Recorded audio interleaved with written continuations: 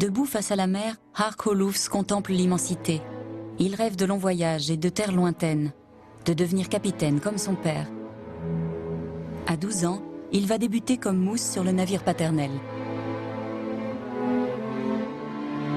Nous sommes en 1720 dans la mer des Wadden sur la petite île d'Amrum qui fait alors encore partie du royaume du Danemark. Le jeune Hark ne sait pas encore que ses rêves d'ailleurs ne vont pas tarder à se réaliser. Hark Olufs appartenait à une famille de marins, son père était capitaine. Dans son entourage proche, tout le monde travaillait dans la marine.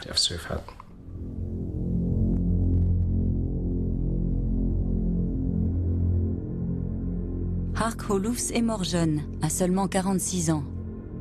Sa pierre tombale, qui se dresse encore dans le cimetière de la petite ville de Nebel, est tout à fait particulière.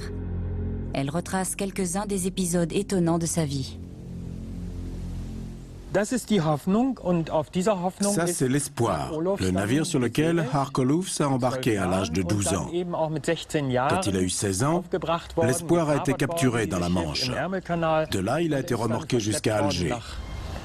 Car n'oublions pas qu'à l'époque, les pirates turcs contrôlaient la Méditerranée.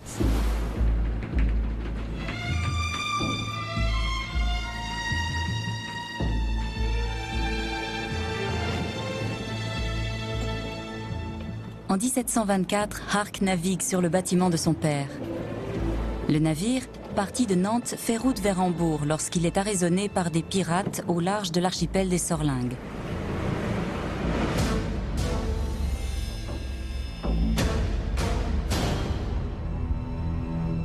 L'équipage est fait prisonnier et transporté à Alger. Hark et ses compagnons d'infortune partagent le sort de près d'1 million d'Européens qui ont fini comme esclaves en Afrique du Nord entre les années 1500 et 1830.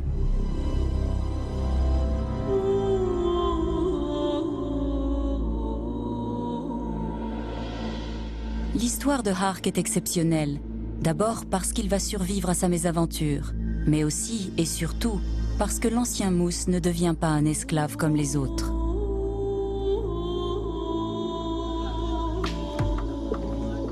Je fus vendu à Alger pour 1000 pièces de la monnaie locale, l'équivalent de 500 riksdal. Le lendemain, mon acheteur me vendit à un autre homme et empocha 100 pièces de bénéfice.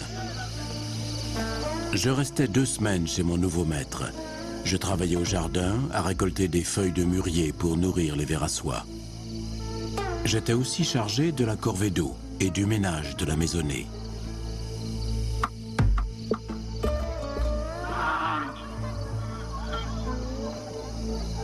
Le jeune Hark Olufs et les prisonniers originaires d'Amrum se retrouvent à Alger, qui, en 1724, est déjà une grande ville.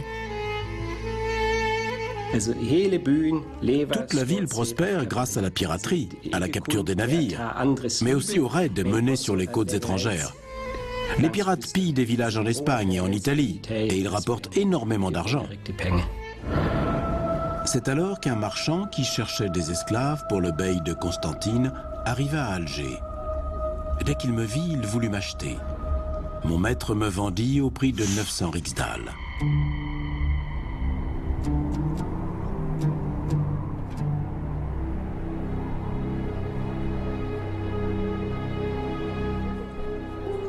Je partis donc pour Constantine, où mon nouveau maître, le bey Hassem, exerçait le pouvoir d'un petit roi.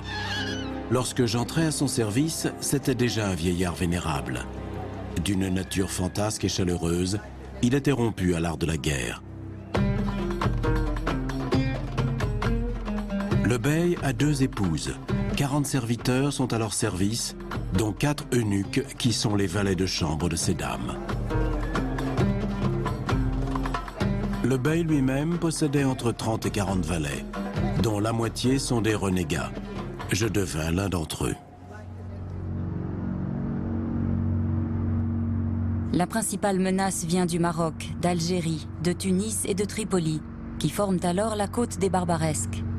C'est de là que les pirates, soutenus par ces États, lancent leurs attaques contre les navires marchands européens.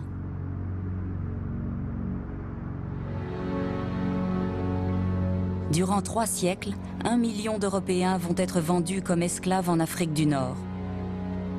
C'est aujourd'hui une page oubliée de l'histoire. Beaucoup meurent en captivité, comme galériens ou domestiques. Seuls quelques-uns parviennent à rentrer chez eux, comme Hark Olufs. Leur récit nous ouvre une fenêtre sur leur vécu et sur la culture barbaresque. Que les pirates s'emparent du navire, de sa cargaison et de son équipage, c'était une chose. Mais leur but n'était pas de garder tous ces prisonniers en Afrique du Nord. On les autorisait à envoyer des messages à leurs familles. L'idée, c'était de les renvoyer chez eux moyennant le paiement d'une rançon.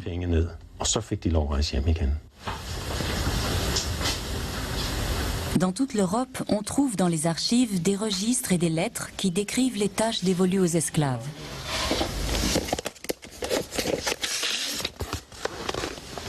Voyons voir ces lettres. En voici une. Parmi les archives, Éric Goebel a découvert un document exceptionnel par sa rareté. Cette lettre a été écrite à Alger le 10 janvier 1710. Elle est en danois. L'écriture n'est pas très belle, mais ce qu'il faut voir, c'est ceci.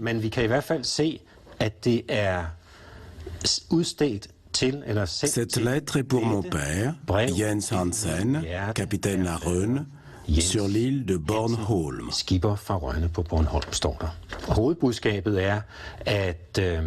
C'est un jeune homme qui a été fait prisonnier dans le détroit de Gibraltar. Il s'est retrouvé esclave à Alger et il est au plus mal. Il demande à sa famille d'envoyer de l'argent pour racheter sa liberté.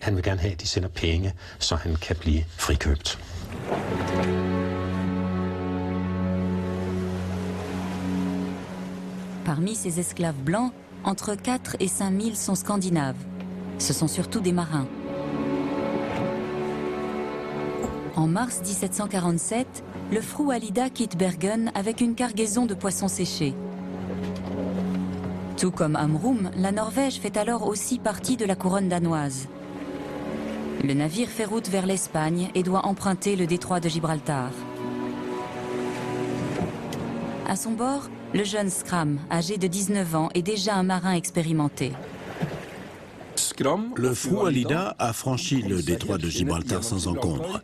Il a déchargé une partie de sa cargaison de poissons séchés à Barcelone avant de mettre le cap sur Livourne. Là, tout s'est passé comme prévu. Le reste de la cargaison a pu être livré. Mais quand le navire est reparti en direction de la Sardaigne, il a été attaqué par 2 bateaux tunisiens qui ont tiré des coups de canon en guise de sommation.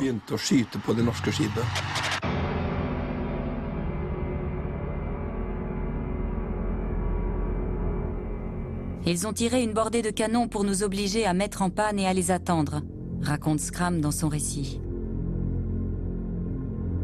Les pirates leur ont donné l'ordre de ralentir pour permettre à leur navire de venir se placer à côté d'eux.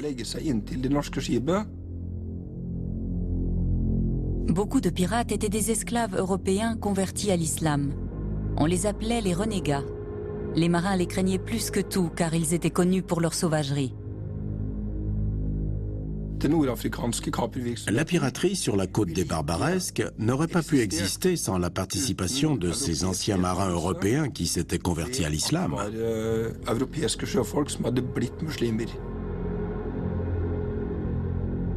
En Afrique du Nord, la piraterie est autorisée par les gouvernements locaux. Une situation qui découle directement des conflits qui opposent depuis le XVIe siècle l'Europe chrétienne et les nations musulmanes du Maghreb. Cette guerre qui ne dit pas son nom s'est propagée jusque dans l'Atlantique. Le monde musulman se considère en guerre avec la chrétienté. Pour eux, c'est le djihad, la guerre sainte. C'est pour cela qu'a été créée cette piraterie. Elle permettait de puiser des esclaves dans le vivier des prisonniers de guerre pour les vendre dans les pays arabes.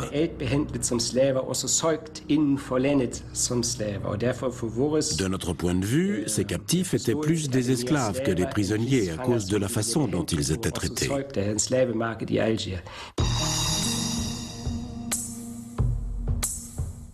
À l'époque, Alger est dirigée par une élite turque qui tient sous sa domination berbères, arabes, juifs, esclaves chrétiens et renégats. Les Turcs se sont servis des esclaves pour conserver leur pouvoir sur la population locale. Par conséquent, à Alger, les captifs avaient une grande importance aux yeux de la classe dirigeante.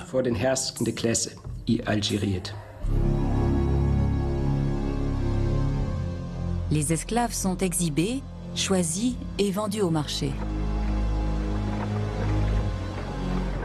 Ceux qui sont envoyés aux galères sont de loin les plus à plaindre. Cela équivaut à une condamnation à mort.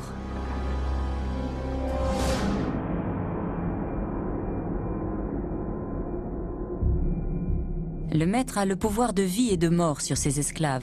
Il peut les punir ou les tuer selon son bon vouloir.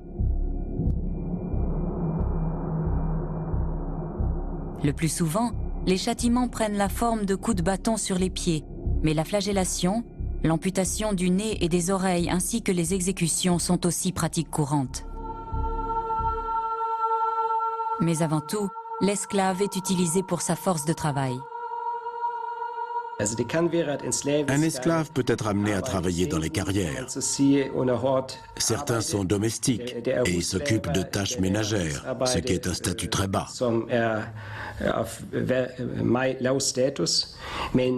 Mais d'autres occupent aussi des postes administratifs, dans l'armée par exemple.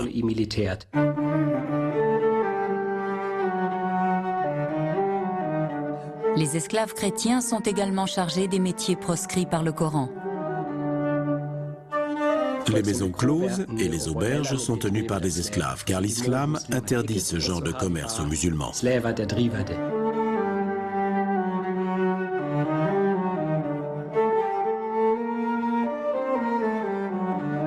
Le bey est le gouverneur turc de Constantine. C'est aussi le nouveau maître de Hark Holoufs qui l'a choisi pour ses capacités. Le bey achète de jeunes esclaves chrétiens et les entraîne pour se constituer une garde d'élite. Hark Holoufs va faire partie de cette milice.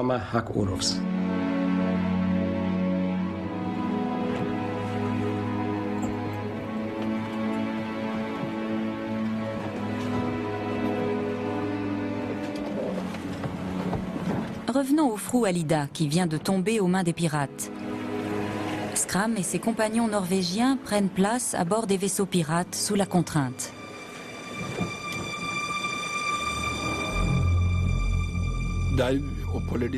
Ils vont passer 5 jours à bord. Ce qui se produit à ce moment-là est assez surprenant. Skram, lui, est persuadé que les pirates tunisiens vont les maltraiter.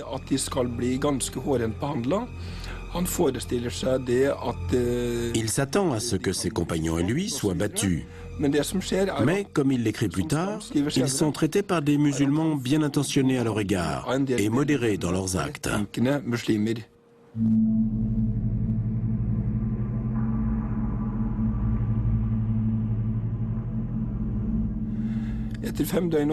Après 5 jours de navigation, il arrive à la Goulette et de là, tout l'équipage est conduit en procession à Tunis.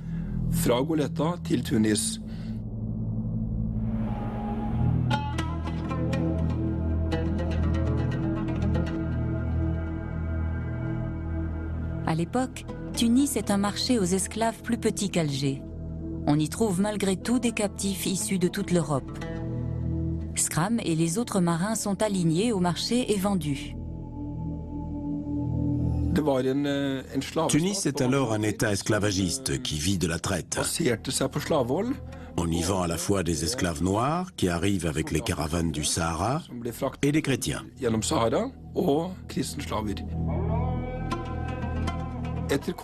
Au bout de quelques jours, l'équipage est conduit au palais du Bey, qui se trouve à Bardo, à quelques kilomètres de la Médina de Tunis. C'est en quelque sorte la résidence du gouverneur. On y trouve une société en miniature, un petit Versailles. Il y a des harems, des bains turcs, des échoppes. Les 9 plus jeunes membres d'équipage sont désignés pour être serviteurs à la cour du Bey.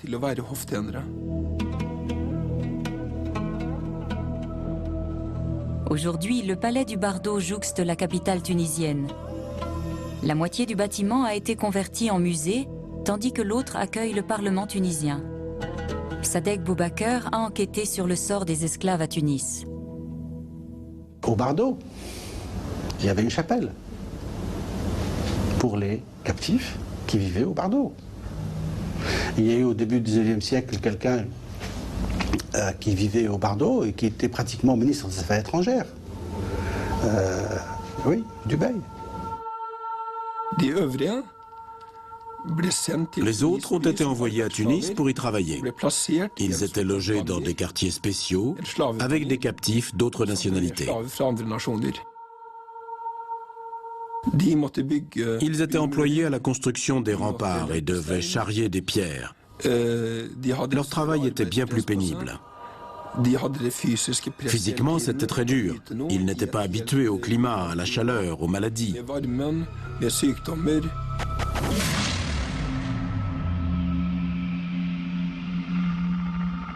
La torture est courante. C'est aussi le cas pour les prisonniers musulmans en Europe.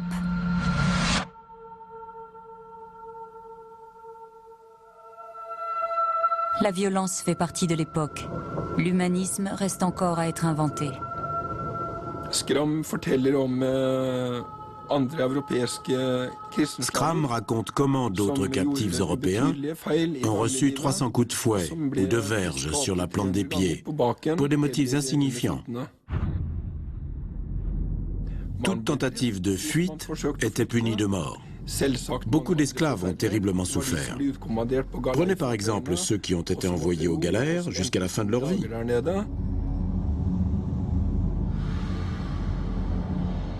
Les traces de la présence d'esclaves blancs en Afrique du Nord sont peu nombreuses. Il est très difficile de pouvoir suivre leur itinéraire. Parce que, à partir du moment où ils prennent un nom musulman ou arabe, au bout de quelques générations, ils disparaissent dans la société. On peut repérer d'autres traces par les noms. Par exemple, Zgolli. Zgolli qui veut dire sicilien. Ou bien Ferrare, le Ferrare de Ferrare. Ou Napolitan, de napolitain. Ou les Sancho, espagnol. D'autres noms comme ça qui restent, mais ils restent surtout dans les régions où il y avait soit des bagnes, des endroits où on mettait les captifs, comme par exemple à Portofarina. Jusqu'à aujourd'hui, beaucoup de familles portent des noms qui sont d'origine évidente européenne.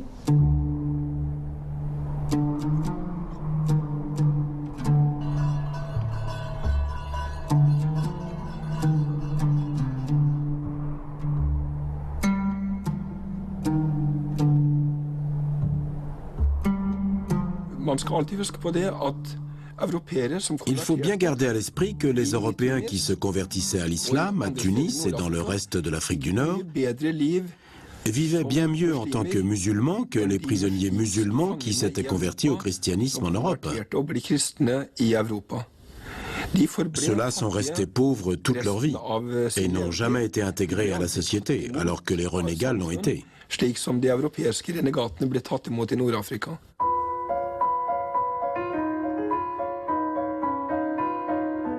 Hark Holoufs débute comme valet. Mais le jeune Danois apprend vite. Bientôt, il parle le turc, l'arabe et la lingua franca, qui mélange des langues parlées tout autour du bassin méditerranéen. Au bout de 3 ans et demi, il est promu au rang de trésorier et reçoit un lopin de terre, des chameaux, des moutons et même des serviteurs, et ceci en dépit de son statut d'esclave. Hark Holoufs est aussi chargé des basses œuvres du bey.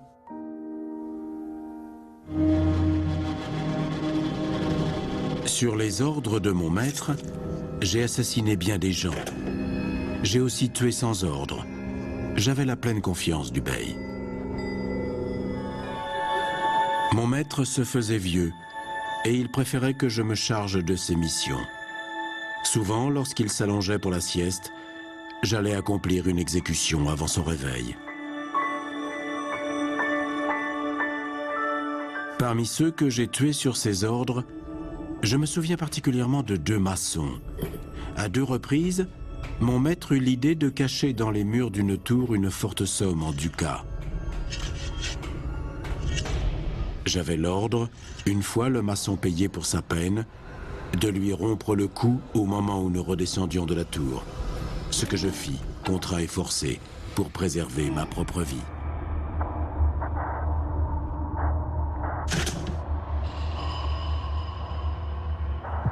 Mon maître avait deux raisons d'agir ainsi.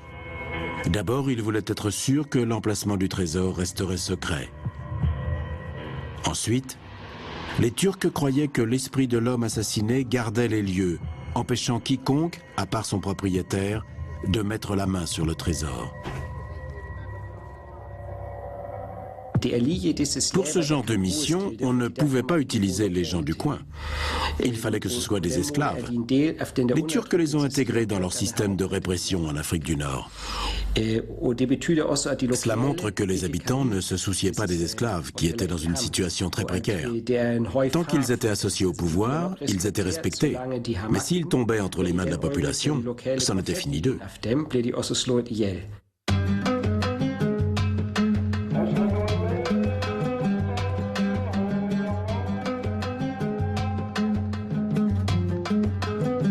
En 1732, Hark Holoufs accompagne le bey lors du pèlerinage à la Mecque. Le voyage dure 13 mois. 6000 personnes composent la caravane. Hark s'est forcément converti à l'islam. Sinon, il n'aurait pas pu être du voyage. Il écrit dans son autobiographie qu'il est allé à la Mecque et que seuls les musulmans pouvaient entrer dans la ville. Cela prouve qu'il s'est converti, même s'il écrit par ailleurs qu'il n'est jamais devenu musulman.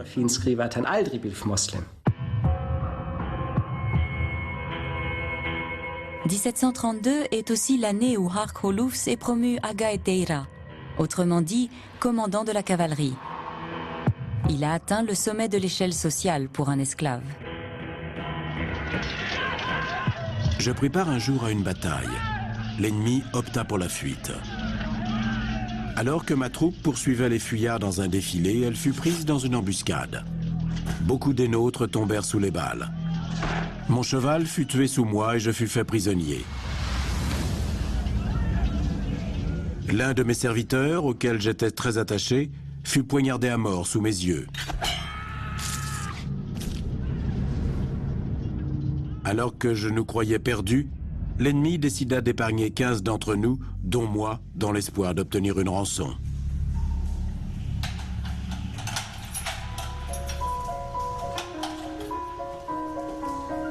On m'emprisonna dans un donjon. Une femme vint me rendre visite. Elle était presque entièrement voilée. Seuls ses yeux et ses mains, couvertes de jolies couleurs, étaient visibles. Elle me posa plusieurs questions, après quoi je me jetai à ses pieds. Elle me demanda si les gens de mon pays croyaient en un Dieu qui régnerait sur le ciel et la terre.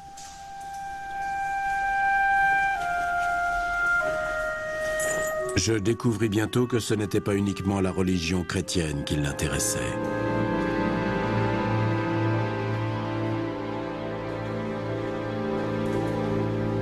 Lorsqu'elle repartit, je la suppliai à haute voix de plaider ma cause. «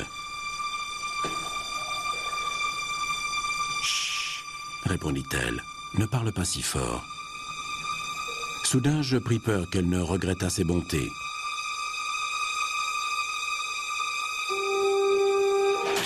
Mais quelques heures plus tard, un forgeron vint défaire mes entraves.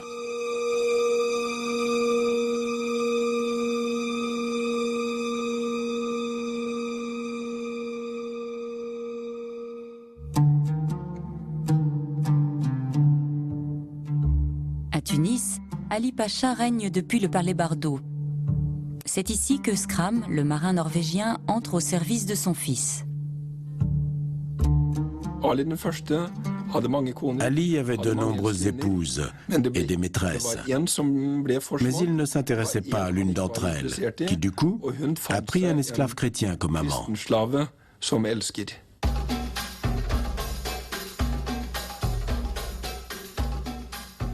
Bien que le Coran édicte des règles strictes, les pratiques sexuelles en Afrique du Nord sont beaucoup plus libérales que dans l'Europe chrétienne. En Afrique du Nord, les homosexuels n'étaient pas persécutés, alors qu'en Europe, ils étaient brûlés ou soumis à des châtiments corporels. Ils risquaient aussi la prison à vie.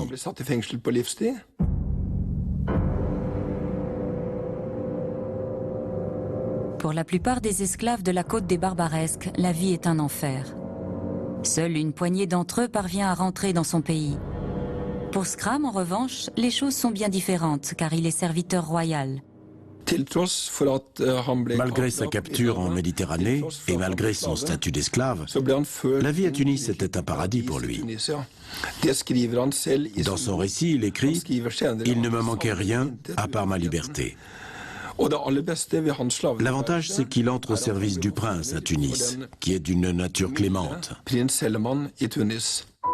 Des négociations s'engagent entre le royaume du Danemark et les autorités de Tunis pour la libération des marins norvégiens.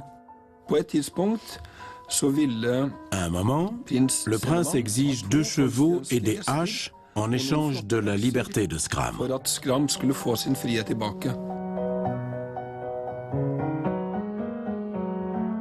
Au musée royal de l'Arsenal, à Copenhague, on trouve la trace des présents envoyés dans les États barbaresques pour gagner la faveur des négociateurs et protéger les navires danois et norvégiens des attaques.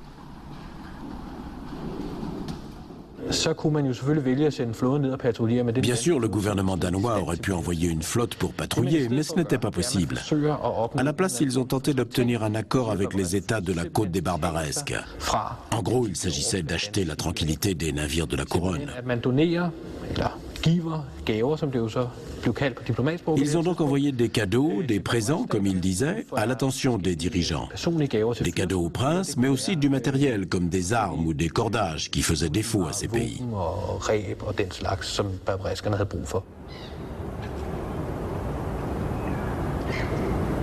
Les archives royales danoises ont conservé plusieurs documents liés à ces accords.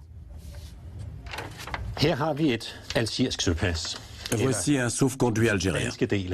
Nous n'avons que la partie danoise. Comme vous le voyez, il en manque une partie. C'est un document que le capitaine danois emportait avec lui. Ce sauf-conduit date de 1838. On est déjà quasiment à la fin de l'existence de ce système. Le vaisseau concerné est le Magdalene, immatriculé à Copenhague. Il a effectué un voyage depuis la capitale. Son capitaine était Jacob Ebert et il devait emprunter le détroit de Gibraltar. Les pirates algériens, de leur côté, avaient reçu la partie supérieure du document envoyé depuis le Danemark et qui correspondait parfaitement avec la partie inférieure. Le capitaine danois présentait sa partie, le pirate la sienne, et si les deux s'emboîtaient, cela signifiait que le navire danois venait d'un pays qui s'était acquitté du droit de passage. Le roi avait payé, donc le bateau pouvait naviguer librement.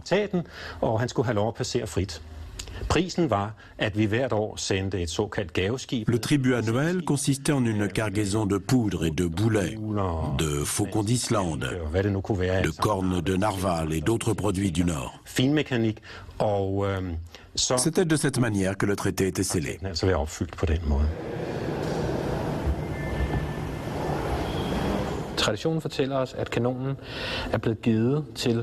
On raconte que ce canon a été offert à un prince barbaresque qui l'a par la suite renvoyé au roi du Danemark.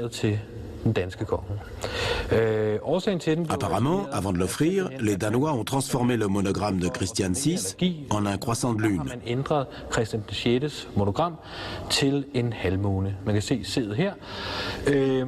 Le problème, c'est que cette forme en C représente une lune décroissante. Or, la tradition veut que la puissance de l'islam soit symbolisée par une lune croissante. Le dernier quartier de la lune, c'est l'image d'un islam sur le déclin. Ce n'est pas un symbole très indiqué quand on offre un canon à un prince.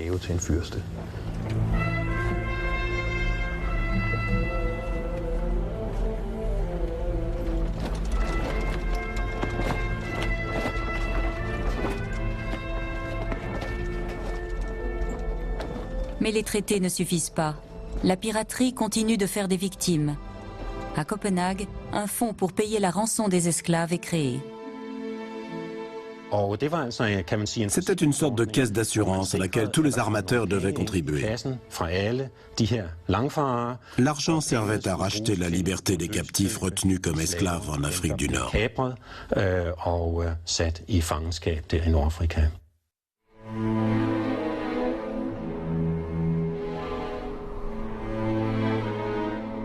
Bien loin des rivages de la Méditerranée, sur la petite île d'Amrum, Oluf Jensen, le père de Hark, tente pendant 10 longues années de réunir la rançon de son fils. Le fonds de soutien créé à Copenhague lui a refusé toute aide financière, au motif que le navire de Hark battait pavillon hambourgeois lorsqu'il a été pris. En plus de ses économies, Oluf Jensen doit emprunter 800 marks. Il envoie l'argent de la rançon en Algérie pour racheter la liberté de son fils. Mais c'est un autre homme qui est libéré, car il porte le même nom. Alors, quand le père se rend à Hambourg, c'est pour rencontrer un inconnu, qui est bien sûr ravi que quelqu'un ait payé sa rançon. Cette confusion sur le nom des prisonniers empêche Hark Olufs de dire adieu à Constantine.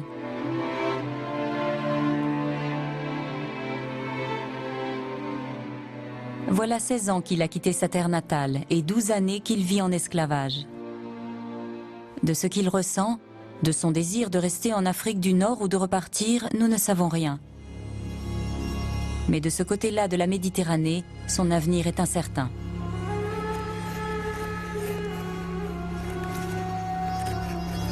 Lorsque mon maître atteignit 95 ans, sa santé déclina. Chaque jour, je tremblais qu'il ne meure, car mon sort était lié au sien. Il faut savoir que les esclaves les mieux lotis, ceux qui jouissent de la confiance du chef, s'attirent les foudres du nouveau maître.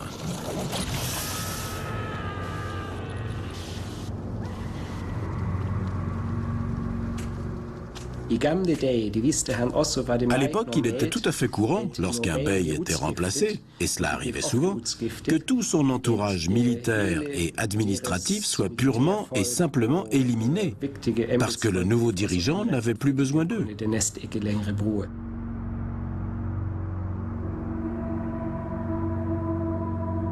J'avais prévu de m'enfuir sitôt mon maître décédé, mais il devança mon intention.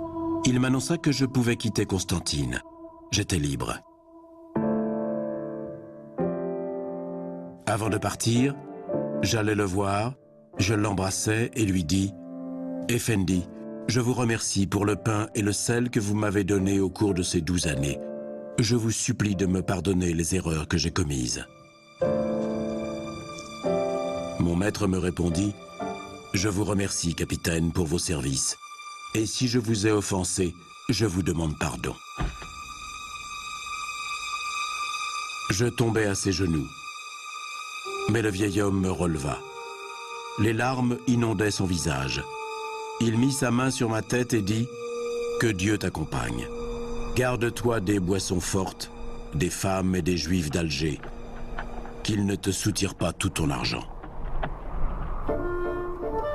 Hark rentre chez lui au terme d'un voyage long et difficile. Il passe par Marseille, Lyon, Paris et Hambourg. Enfin, en 1736, Hark retrouve son île natale. Le piétisme luthérien s'est développé au Danemark, ainsi que la pratique de la confirmation. Lorsqu'il a quitté Amrum, il n'avait pas accompli sa confirmation. Ça n'existait pas. Mais là, pour la première fois sur l'île, une confirmation va être célébrée pour réintégrer Hark Olufs dans la communauté chrétienne. En parallèle, il doit verser une forte somme à l'Église pour les réparations des lieux consacrés et le denier du culte. À la différence de Hark Olufs, dont la famille a réuni l'argent de la rançon au prix d'énormes sacrifices, le marin Skram est libéré au bout de 3 ans de captivité grâce au fonds danois d'aide aux captifs. Le jeune Norvégien avait pris la mer depuis le port de Bergen, qui appartenait alors à la couronne danoise. Au terme de longues négociations, le fonds danois d'aide aux esclaves, créé à Copenhague, a réussi à faire libérer l'équipage du Fru Alida. Le fonds a envoyé de l'argent depuis la capitale danoise à Tunis via des intermédiaires basés en Europe et il a été remis à la famille royale tunisienne.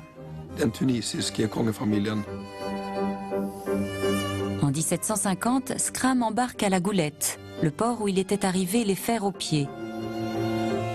Depuis Livourne, il entame un périple jusqu'à Amsterdam, à pied. De là, il prend un navire pour Copenhague.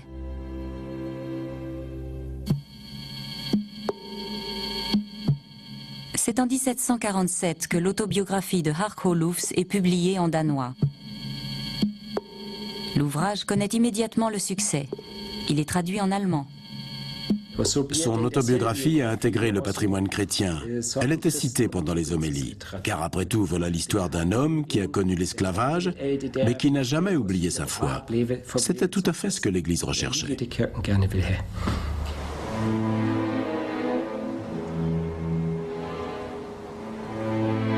Au fil du temps, l'aventure de Hark Olufs a sombré dans l'oubli, mais pas sur l'île d'Amrum. Ici, l'enfant du pays reste un personnage mythique.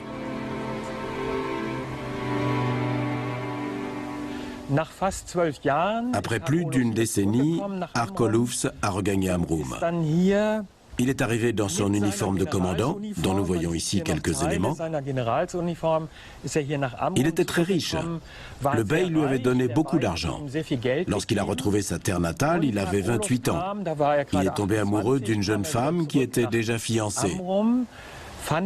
Mais comme Hark disposait d'une jolie fortune, les fiançailles ont pu être rompues.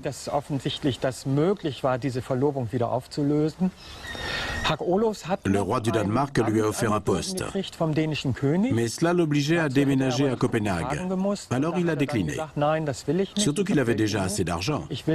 Il voulait rester sur son île. Il est devenu receveur d'épaves, mais ce n'était pas l'idéal, parce que les habitants d'Amrum trouvaient toujours les débris avant. Hark Olufs n'a pas fait de vieux os. À 46 ans, il est mort brutalement. Il avait 5 enfants. Toute sa famille était à l'église. Et quand ils sont rentrés, il était mort.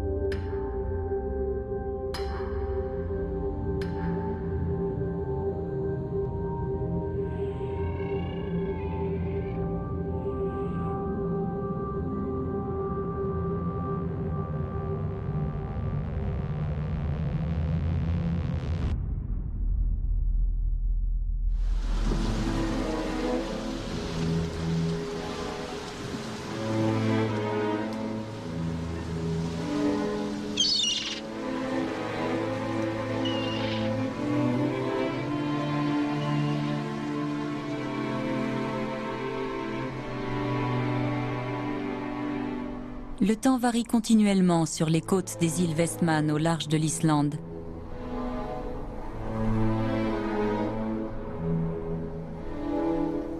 C'est un jour d'été de l'an 1627. Gudridur, une jeune femme de 29 ans, est seule chez elle avec son fils. Son mari est en mer. Gudridur est la femme d'un pêcheur des îles Westman.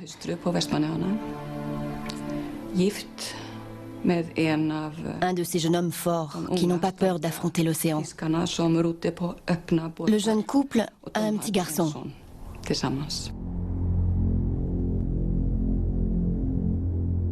Ce jour reste à jamais gravé dans la mémoire des habitants de ces îles.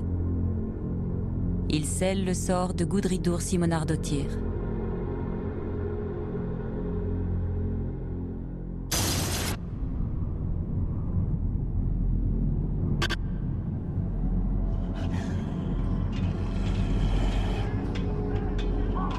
C'était un spectacle au-delà de tout ce qu'on peut imaginer. Une armée d'hommes a déferlé sur l'île. Ils ont tout pillé et saccagé. Ils brandissaient des épées et des pistolets. Les coups de feu déchiraient l'air. Ils hurlaient comme des loups. C'était horrible.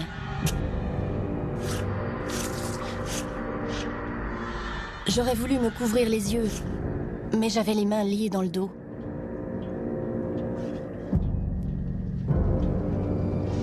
Ils ont tranché la tête d'un voisin juste devant moi. Sa femme s'est jetée sur lui en hurlant et s'est évanouie sur son corps sans vie. Ils l'ont traîné comme une vulgaire carcasse.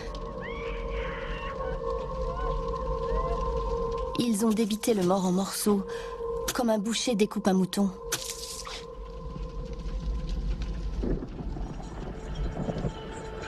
Ils ont emmené sa femme vers les maisons et l'ont jetée avec les autres prisonniers. Je n'ai pas tardé à la rejoindre. Nous étions entassés, femmes, enfants et vieillards gémissants. Il y avait beaucoup d'hommes enchaînés aussi.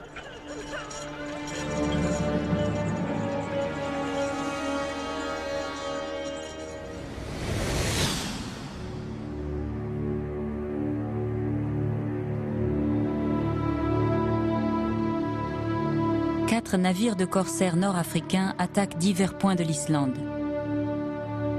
Grindavik et Bessastaðir sont pris d'assaut. Les pirates sont sans pitié. Plus d'une centaine d'Islandais périssent sous leurs coups. De nombreux Danois sont faits prisonniers. Le 16 juillet 1627, le glas sonne pour les îles Westman. Ici, le massacre est sanglant. Il restera dans les mémoires comme le raid des pirates turcs.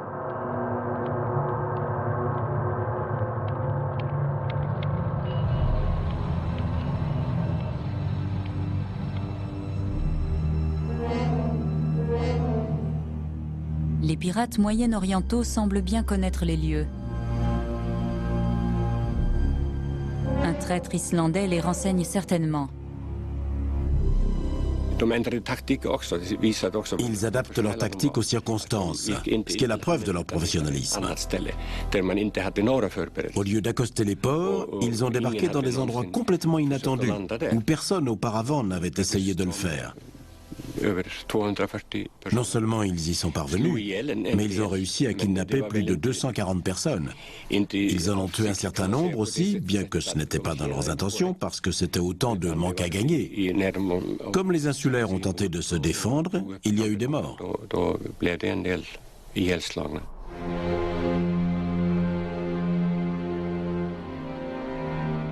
Quelques Danois résidaient dans les îles Westman à cette époque.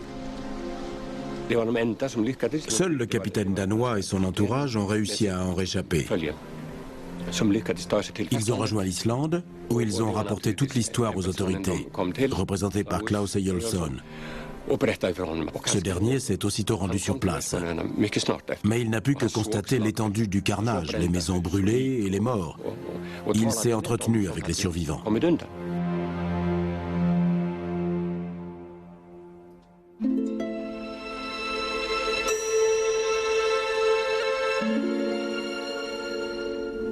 En 1627, l'Islande est sous domination danoise. Mais le roi Christian IV est engagé dans la guerre de 30 ans qui bat son plein. Christian IV était au combat, sur le front allemand. Son importante flotte était bloquée dans la Baltique. Il ne pouvait leur être d'aucun secours.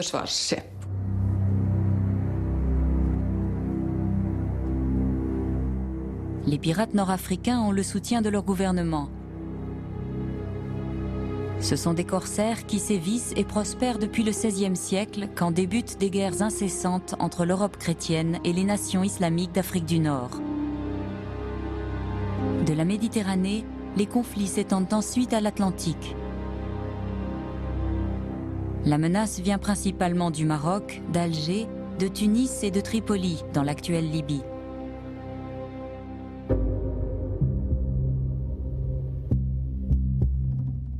l'histoire des pirates turcs et des esclaves blancs tombe dans l'oubli. Peu de témoignages ont gardé la mémoire de ces terribles événements. On trouve cependant au musée maritime de Kronborg un petit tableau qui fait écho à un épisode tragique où encore une fois des Danois furent capturés et vendus comme esclaves en Afrique du Nord. Tout commence en 1796, quand un nouveau pacha accède au pouvoir à Tripoli. C'est ce qu'on voit en toile de fond, les tours de la ville de Tripoli. Considérant que le Danemark ne l'avait pas suffisamment honoré de présent, le pacha déclare la guerre. Par la suite, un nombre considérable de navires danois furent capturés. Les bateaux étaient saisis et leur équipage fait prisonnier. Les hommes étaient ensuite vendus à Tripoli comme esclaves. Bien entendu, c'était une situation inacceptable pour le Danemark, qui renforça ses positions militaires en Méditerranée. Le commandeur Stein Andersen Bill et sa frégate Najaden, que l'on voit représentée sur ce tableau, ainsi que d'autres navires de combat, sont déployés en Méditerranée pour mettre la pression sur le pacha.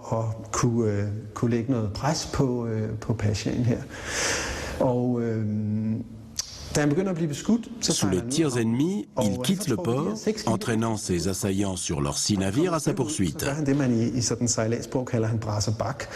Puis il opère ce qu'on appelle dans le jargon des marins un pilonnement. C'est un mouvement qui fait ralentir soudainement le bateau. Le commandeur s'arrête et attend que les 6 bâtiments à ses trousses soient suffisamment prêts pour ouvrir le feu. En 2 heures, l'issue de la bataille est décidée. Les 6 bateaux corsaires sont sévèrement endommagés. On voit les trous dans leurs voiles. La modeste flotte danoise reste au large de Tripoli et bloque l'accès du port pendant un certain temps. Des négociations sont entreprises entre le pacha et les consuls danois et britanniques. Elles donnent lieu quelques jours plus tard à la ratification d'un traité permettant aux navires danois de voguer dans ces eaux en toute sécurité. Les Danois obtiennent également une réduction des droits annuels de passage. De nombreux marins danois faits prisonniers sont relâchés.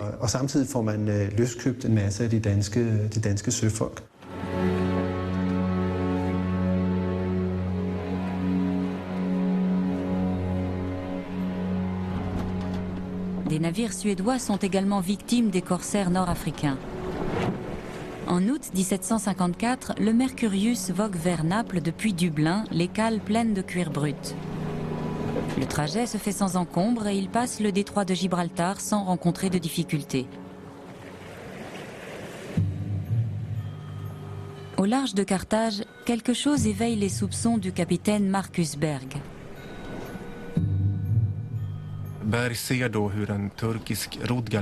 aperçoit des galères turques qui s'approchent rapidement par l'arrière.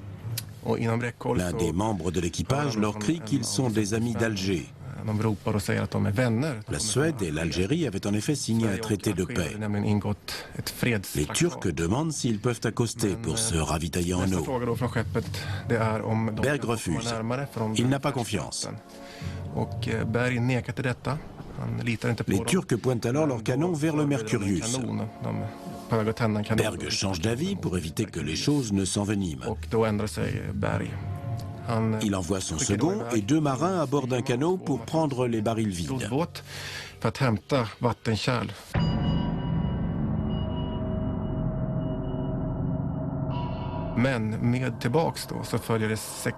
Quand ces hommes reviennent, 6 morts, comme ils les appellent, les accompagnent.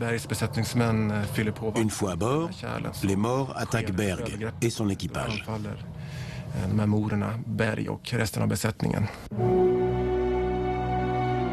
Marcus Berg est un homme marié de 40 ans.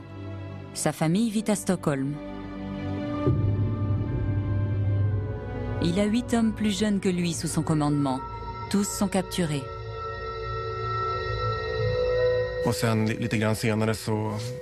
Une fois maître à bord du Mercurius, les corsaires le pillent et se partagent les possessions et les vêtements de l'équipage.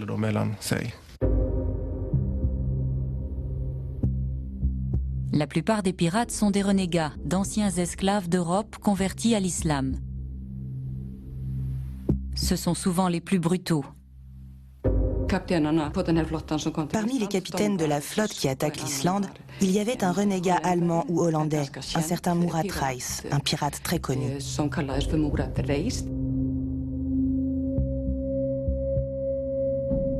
Entre les années 1500 et 1830, 1 million d'Européens finissent esclaves en Afrique du Nord.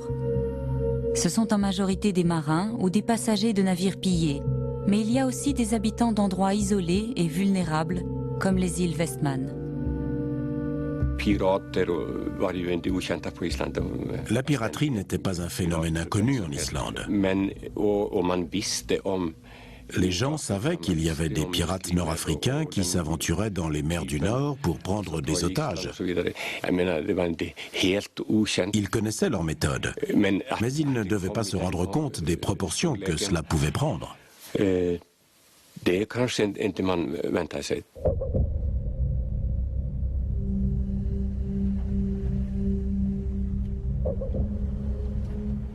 400 Islandais sont embarqués de force pour l'Afrique du Nord. Le voyage dure 1 mois.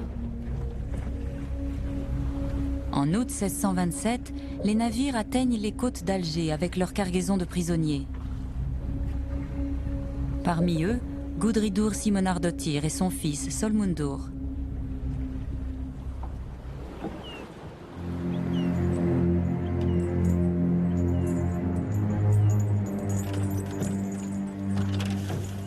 Sur les bateaux, les pirates ont commencé à mettre des chaînes aux prisonniers. Les femmes d'un côté, les hommes de l'autre. Les hommes aussi étaient enchaînés. Ma voisine, Anna, s'est mise à sangloter dans le groupe des femmes. Une fois tout le monde bien attaché, ils nous ont fait descendre dans des chaloupes. Nous étions debout, serrés les uns contre les autres. Nous avions peur et nous avions chaud dans nos vêtements épais. Les enfants étaient enchaînés avec nous. Anna fut la dernière à monter à bord. Elle ne pleurait plus, mais ses yeux étaient rouges et gonflés.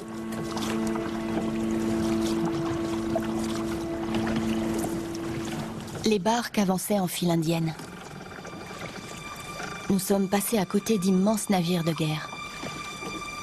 J'ai gardé les yeux fixés sur la quille pour ne pas perdre l'équilibre. Solmundur s'est écrié « Maman, regarde ces hommes en l'air !» Nous avons levé les yeux. Il y avait 5 hommes pendus à la vergue d'un navire très luxueux avec un lion doré à la poupe. Des coups de feu ont retenti. Les cordes ont cédé et les hommes sont tombés dans la mer. Nous étions saisis d'effroi.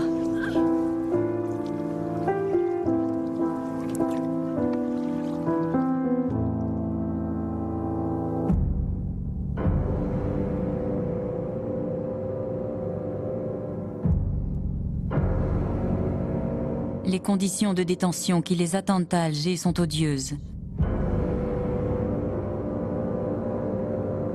La chaleur est accablante. 31 Islandais meurent de maladies diverses en 1 mois.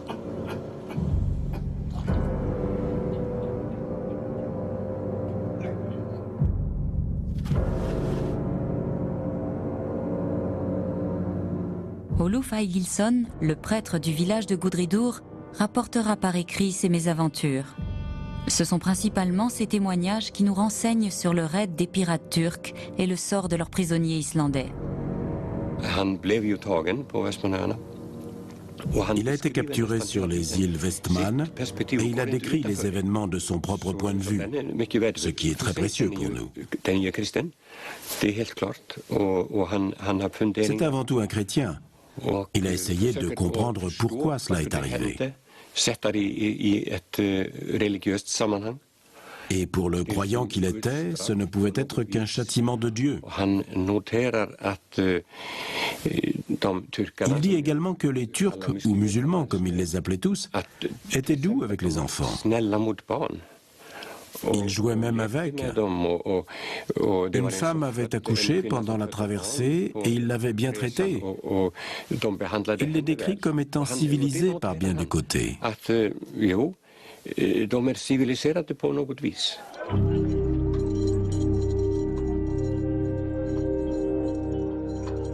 Olof, le prêtre, Gudridur, Solmundur, leur voisine Anna et les autres Islandais sont mis en vente sur le marché d'esclaves d'Alger. Les hommes et les femmes séparément. C'était très humiliant. Ils faisaient l'objet d'un examen physique minutieux. Les acheteurs vérifiaient leur mâchoire, leur faisaient ouvrir la bouche pour compter les dents. Ils les palpaient pour voir s'ils étaient suffisamment musclés.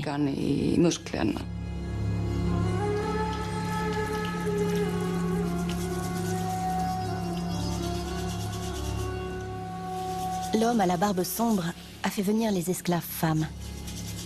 Elles sont entrées dans le bain et m'ont lavé le corps tout entier. Elles ont également déshabillé Solmundur pour le laver. Il s'est assis et a commencé à jouer avec l'eau.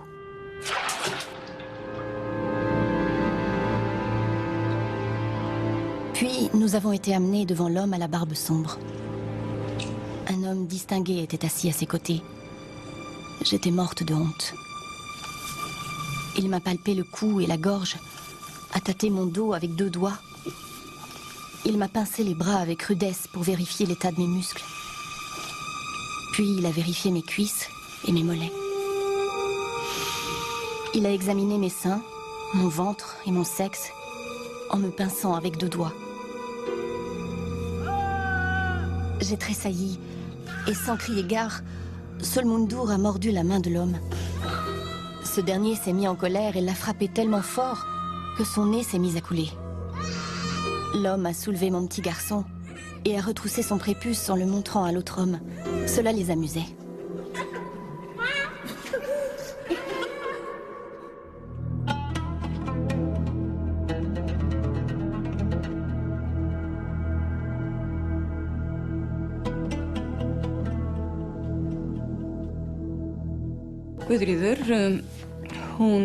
Gudridur entre au service d'un bey. Elle va donc vivre dans la demeure d'un dignitaire, riche et influent.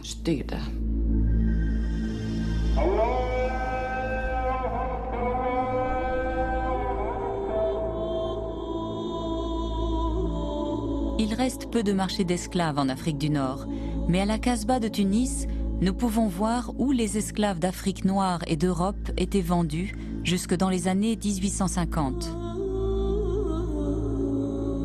Évidemment, les plus belles passaient comme seconde, troisième ou épouse du bey, des ministres, et le reste, on les vendait.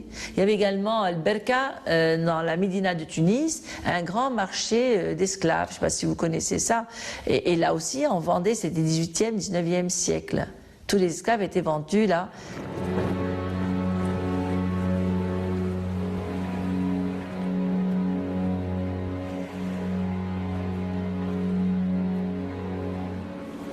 Revenons au sort de Marcus Berg et de son équipage suédois en Méditerranée. Après avoir été capturés par les pirates marocains, le capitaine et ses 8 hommes sont emmenés à Tétouan, un redoutable foyer corsaire.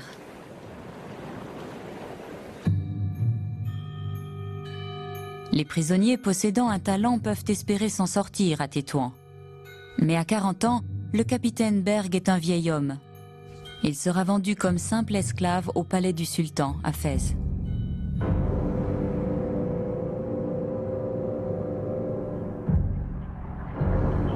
On a plusieurs descriptions des lieux horribles où sont enfermés les esclaves. Nous avons le témoignage écrit d'un prisonnier suédois qui raconte la vie dans ces geôles dans les années 1600. C'était un vaste complexe souterrain construit par les esclaves eux-mêmes. Il s'étendait apparemment sur plusieurs kilomètres à la ronde sous la ville. Les prisonniers étaient enchaînés au mur, assis. Les descriptions qu'en font les prisonniers sont empreintes d'horreur.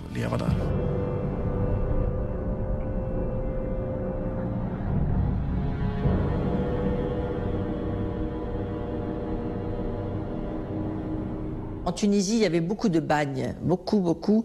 D'après Jiménez, là on connaît dans la région surtout de Bizerte. À Bizerte, dans les montagnes, il y avait des bagnes. Il y avait également du côté de Portofarina, c'était un grand port. Il y avait des bagnes. Si, il y avait beaucoup de bagnes, des bagnes partout, puisqu'ils passaient pour le rachat de captifs et surtout pour, alléger leur peine, parce qu'il y en avait beaucoup qui étaient malades dans les bagnes. Bien entendu, ça faisait partie d'une grande structure dans le pays, les bagnes.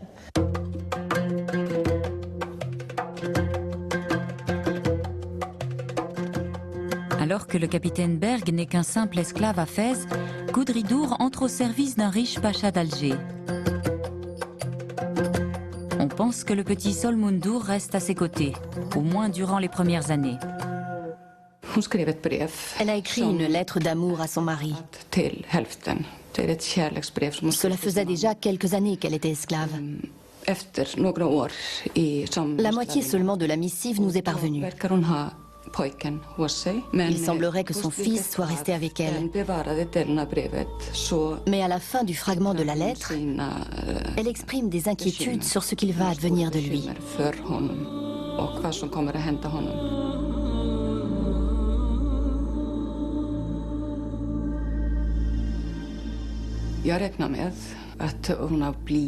Je pense qu'elle a été abusée sexuellement par le bey ou le pacha, par le maître de maison. En tout cas, c'est très probable.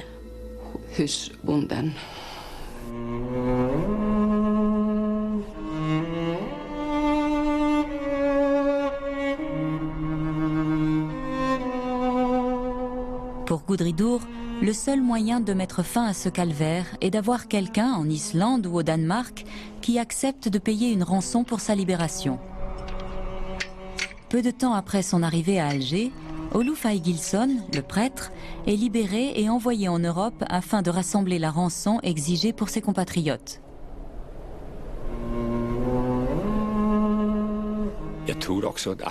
Un vieil homme comme lui ne leur était guère d'utilité.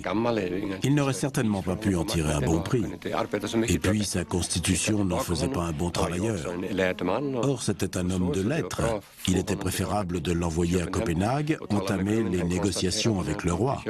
À son arrivée à Copenhague, le prêtre apprend que les caisses royales sont vides. Il est donc très pessimiste quant au sort des esclaves.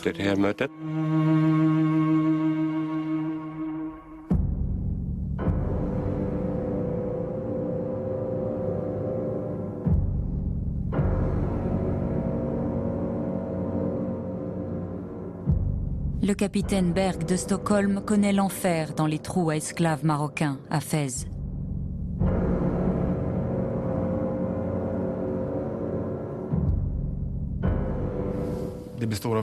C'est un ensemble de cellules où les prisonniers sont enfermés selon leur nationalité. Les Suédois et les Danois, par exemple, vivent dans les mêmes cellules. Ils dorment à même le sol et sont constamment assaillis par les insectes et la vermine.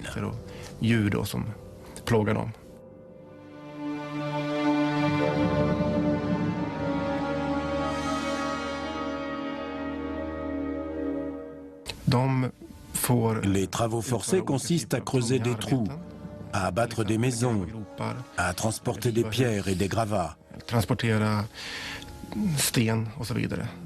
Ils commencent au lever du soleil et travaillent sans s'arrêter jusqu'à 5 ou 6 heures du soir.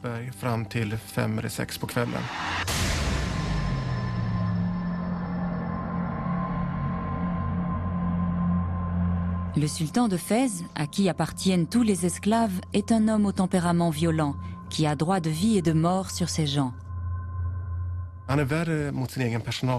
Il est très dur avec ses serviteurs, ses gardes et ses messagers.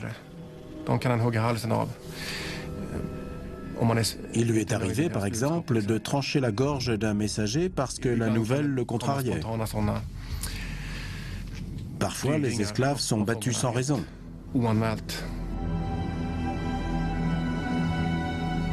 Dans cet enfer, la seule consolation de Marcus Berg est de savoir que ses compagnons de misère et lui valent encore de l'argent.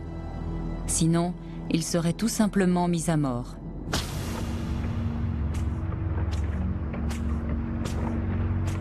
Mais il y a pire que ces geôles souterraines. Les prisonniers dont les pirates savent qu'ils ne tireront aucune rançon sont envoyés aux galères. Cela équivaut à une condamnation à mort. Berg et ses compagnons auraient pu finir sur une galère, mais le sultan devait espérer obtenir une rançon. C'est pour cette raison qu'il les traite relativement bien. Ils ne doivent pas trop dépérir et doivent avoir suffisamment de force pour travailler en attendant. D'une certaine façon, Berg a eu de la chance de débarquer à Fès.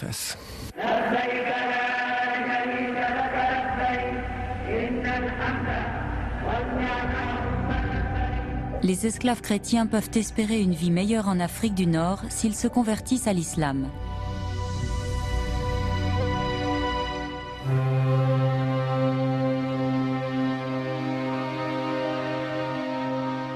D'après les archives islandaises, Anna, la voisine de Gudridur, adopte la foi musulmane. Et son maître la prend comme épouse. Ils ont eu beaucoup d'enfants et la communauté islandaise s'est sentie trahie.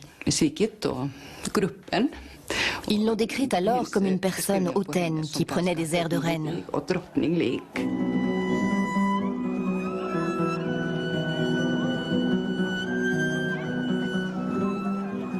Un jour, sur la place du marché, j'ai heurté une femme. Je me suis écartée, mais elle m'a frappée. Je l'ai attrapée et j'ai commencé à la maudire. Quand j'ai reconnu mon ancienne voisine et amie.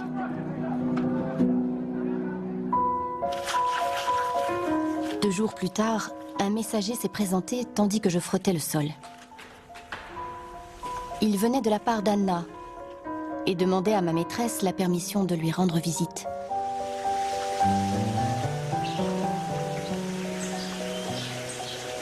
Anna, qui avait connu comme moi l'esclavage, était désormais la maîtresse d'une somptueuse demeure.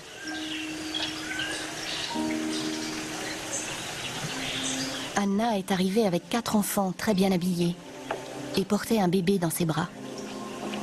Mon cœur s'est emballé. Je me suis inclinée profondément devant ma chère amie.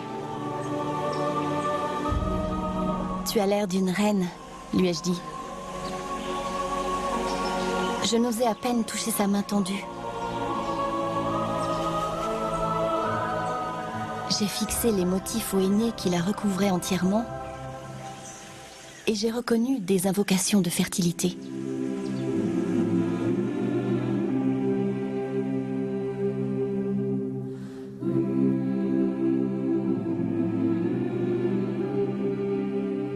Le fils de Gudridur, Solmundur, est devenu musulman, comme tous les enfants, qu'ils viennent des îles Vestman ou qu'ils soient nés à Alger. Il était tout naturel que les enfants soient intégrés dans leur nouvelle société.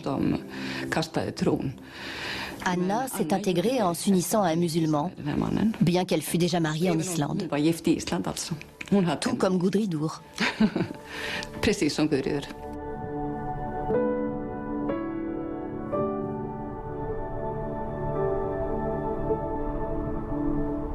Au pays, le mari de Gudridur attend désespérément le retour de sa femme et de son fils.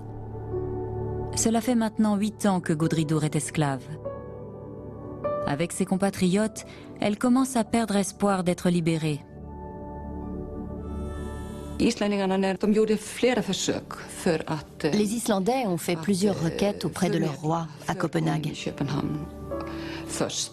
Ils lui demandaient de racheter leur liberté, mais en vain.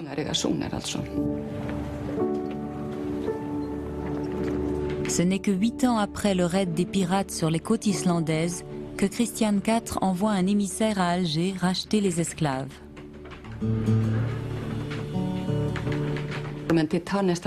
Cela lui a pris plus d'1 an pour négocier les termes de la libération de chaque esclave. Il faudra attendre mi-juin pour que soit rachetée la liberté de la dernière esclave, Gudridur.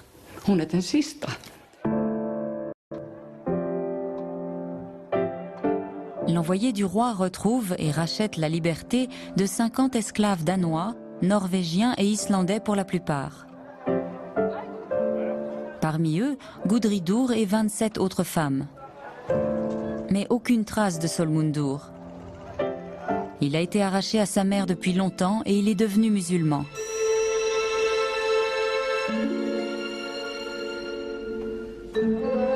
En Suède, une libération d'esclaves est négociée dans les années 1750.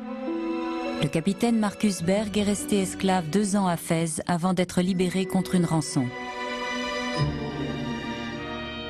Le 10 mai 1757, Berg revoit enfin Stockholm après un voyage de 10 mois. Sa femme est morte et ses biens confisqués. Berg couche ses mésaventures sur papier. Son récit est publié, mais il tombe aussitôt dans l'oubli. Il meurt à 47 ans, 4 ans seulement après son retour au pays.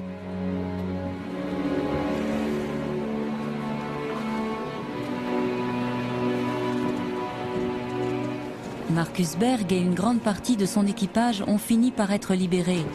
Mais la plupart des marins européens, réduits en esclavage, sont morts en Afrique du Nord, où se sont convertis. Aujourd'hui, il y a beaucoup de familles qui vous disent moi, ma grand-mère, arrière-arrière-grand-mère était une esclave ou elle a été achetée. Et ils le savent, oui, certaines familles le savent. Hein, ça, ils savent qu'ils sont descendants d'une Yougoslave ou d'une Turque scandinave. Vous voyez, blonde, aux yeux bleus, très clairs, d'autres brunes, d'autres moyennes. Il y a de tout. À Marrakech, il y avait des quartiers réservés aux esclaves. Cela donnait naissance à une culture d'esclaves. On y trouvait aussi bien des Suédois, des Danois, des Norvégiens, des Anglais, des Espagnols que des Français.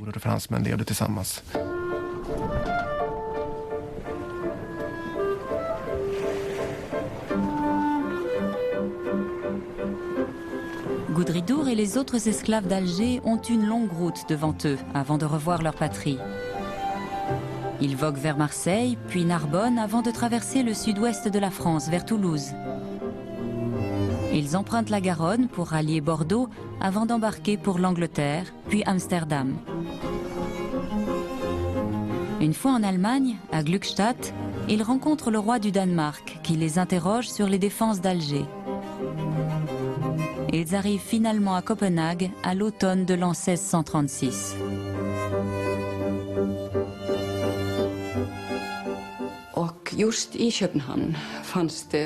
À Copenhague, un jeune étudiant en théologie de 22 ans, Hallgrímur Pétursson, est chargé de leur rééducation religieuse.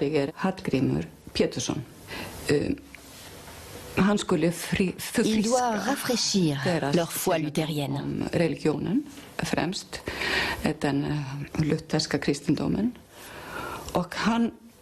Il tombe follement amoureux de Gudridur Simonardóttir, âgée alors de 38 ans, soit 16 ans de plus que lui.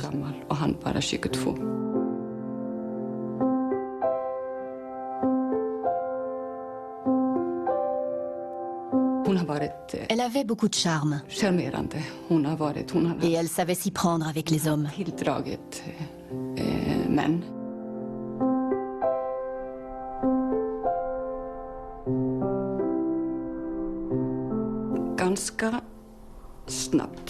Plusieurs sources nous disent qu'elle est très vite tombée enceinte, alors même qu'elle devait retrouver son cher mari sur les îles Vestman.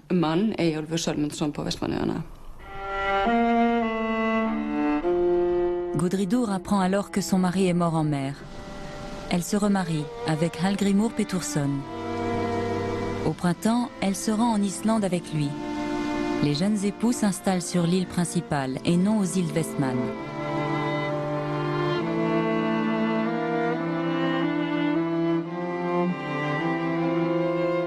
Hallgrímur devient pasteur. Il entre dans l'histoire comme l'un des plus grands poètes de son temps. La réputation de Gudridur, quant à elle, reste longtemps entachée de mépris. On la tenait pour une païenne. On l'accusait d'avoir abusivement séduit un homme beaucoup plus jeune qu'elle. Les gens étaient méfiants à son égard, ce qui explique le surnom dont on l'avait affublé, Tirkia Gouda. Tirkia voulant dire turc.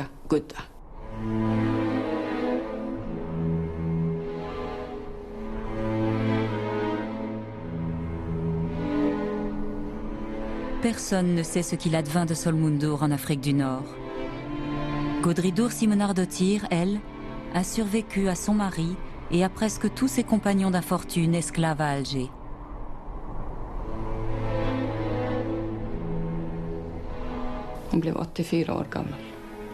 Elle a vécu jusqu'à 84 ans.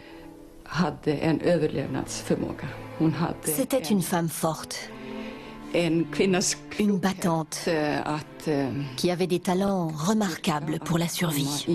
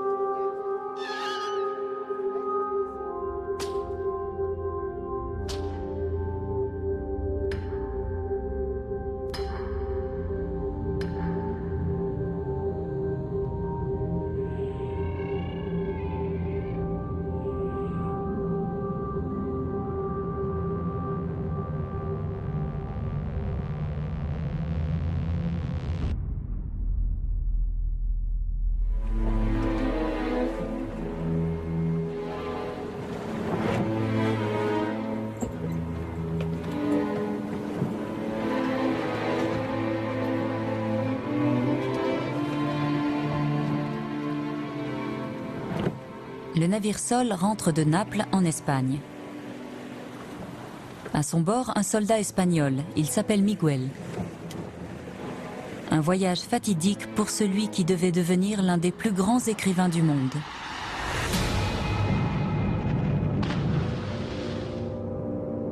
Le 15 septembre 1575, le Sol est attaqué par des pirates nord-africains au large de la Catalogne.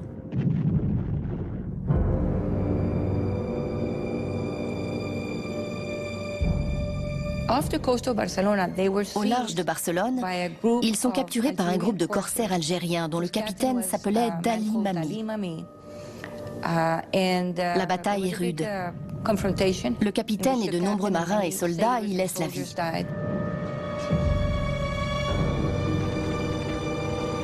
Maria Antonia Garcés est une des spécialistes mondiales de Cervantes. Cervantes est capturé avec son frère Rodrigo. Il trouve une lettre de recommandation dans sa poche et il pense qu'il est un personnage important, qu'il était capitaine dans l'armée ou agent secret, quelqu'un de très très important. Donc ils mettent sa tête à prix pour une très forte somme, 500 escudos d'or, ce qui pour l'époque correspondrait à 25 000 $. C'est une somme énorme et on l'amène en captivité à Alger.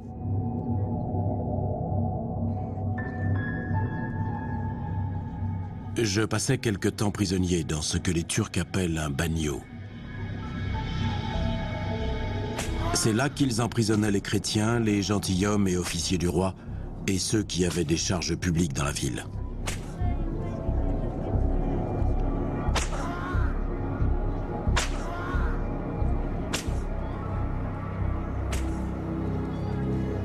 Je vécus dans ce bagne avec d'autres nobles et hauts dignitaires qu'on gardait pour demander une rançon. Comme j'étais capitaine, j'étais en compagnie des nobles et de ceux dont on espérait qu'ils rapporteraient gros. On me mit une chaîne et un boulet pour signifier que j'étais un captif en attente d'une rançon.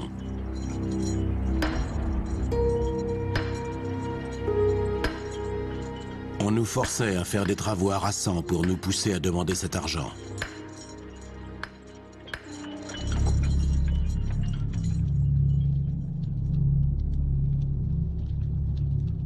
Il y avait deux bagnos principaux.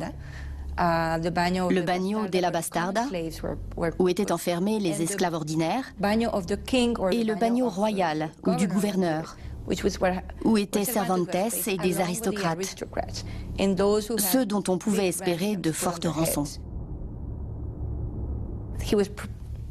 Cervantes s'est retrouvé à plusieurs reprises à l'isolement, entravé par des chaînes sur tout le corps.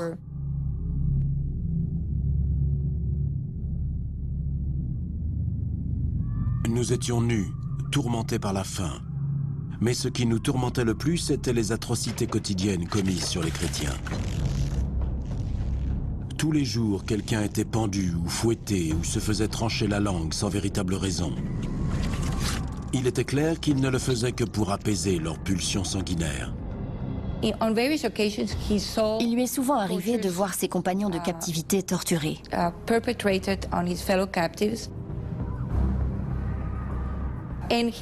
Lui-même a été menacé de mort.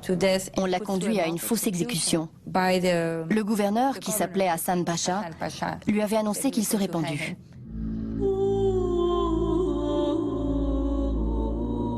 Les Turcs sont la classe dirigeante en Afrique du Nord à l'époque de Cervantes. Ils dominent les Maures et les Berbères.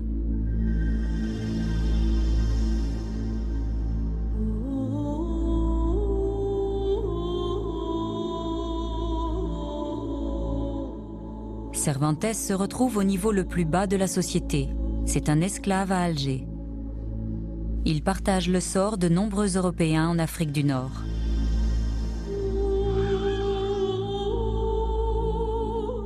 L'humanisme n'existe pas encore. C'est une époque violente.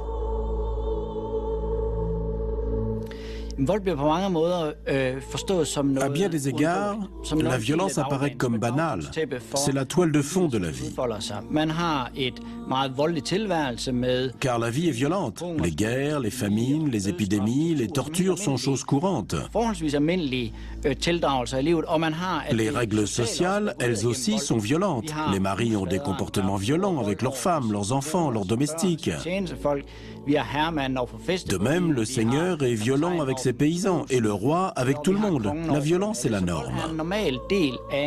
On s'attendait à ce que la vie soit violente. Il n'y avait rien de choquant à cela, ça faisait partie du paysage.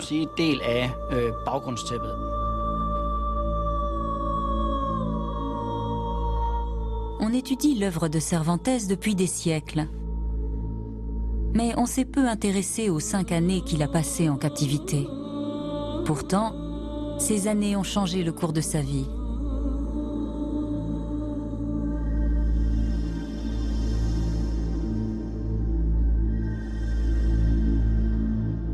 Si Cervantes n'avait pas été fait prisonnier par les pirates musulmans en 1575,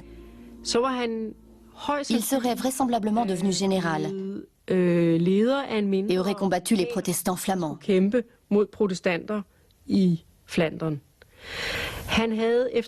Il aurait probablement eu une brillante carrière militaire.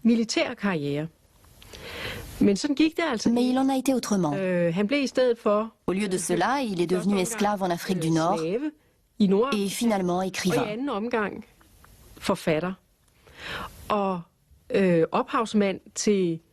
Il est l'auteur de ce que l'on considère comme le premier roman moderne de la littérature européenne.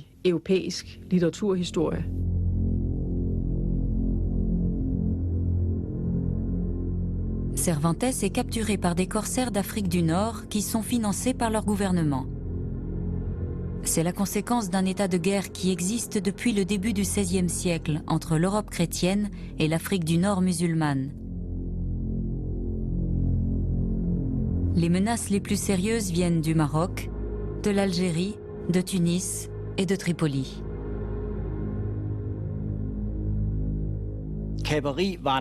Pendant des siècles, le recours aux corsaires pour faire la guerre était tout à fait admis. Ce n'était pas seulement la règle en Afrique du Nord, c'était aussi pour les États européens une des principales ressources pour leur guerre navale. Comme ils n'avaient pas de flotte régulière, ils louaient les services de mercenaires dont le rôle était de harceler l'ennemi.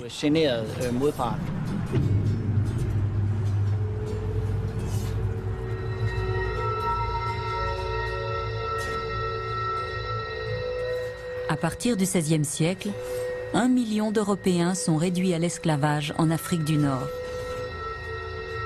Pour relativiser ce chiffre, il convient de mentionner qu'on compte aussi des esclaves musulmans en Europe et que les Européens ont réduit à l'esclavage un nombre beaucoup plus élevé d'Africains noirs pour les déporter en Amérique.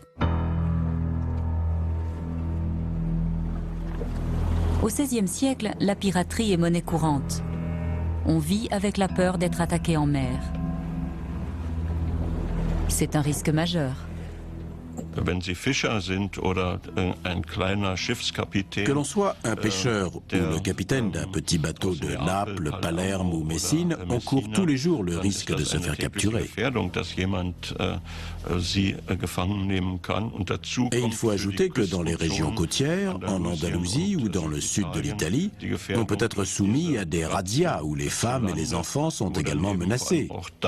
Dans certains cas, la moitié du village pouvait être capturée.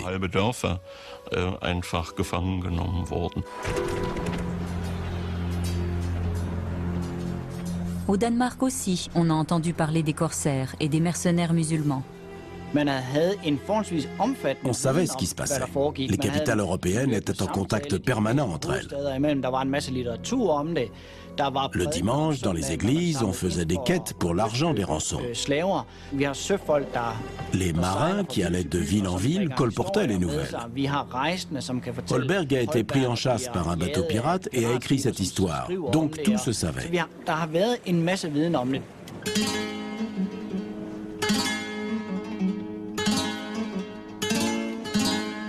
Don Quichotte raconte l'histoire d'un captif qui revient d'Alger. C'est une histoire directement inspirée de la propre expérience de l'esclavage de Cervantes. Don Quichotte deviendra son œuvre majeure. Don Quichotte et son valet Sancho Panza séjournent dans une auberge où entre un petit groupe de personnes. On persuade l'un d'eux de raconter son histoire. C'est ce qu'il fait. Il s'avère qu'il vient d'arriver d'Alger, en Espagne, sur un bateau. Il s'est enfui d'Alger, où il était prisonnier, exactement comme Cervantes l'avait été. Il s'est échappé avec une princesse maure, très riche et incroyablement belle. À l'université de Copenhague, des recherches sont menées sur l'empreinte de l'islam sur la littérature européenne. On relit les œuvres de Cervantes. Dès ses premiers écrits, des pièces de théâtre, il parle des esclaves chrétiens en Afrique du Nord. Tout le monde s'accorde à dire que dans ses pièces, il emprunte beaucoup à ses expériences personnelles.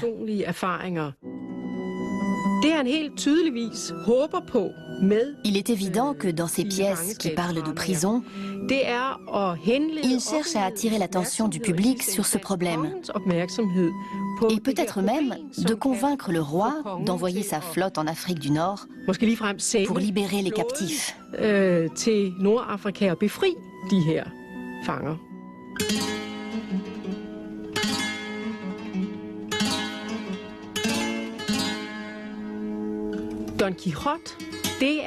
Don Quichotte est un projet complètement différent. Le but est de parodier les romans de chevalerie, très populaires à l'époque. Et ainsi de se moquer de la mentalité des Espagnols, de leurs prétentions et de leur culte de l'honneur.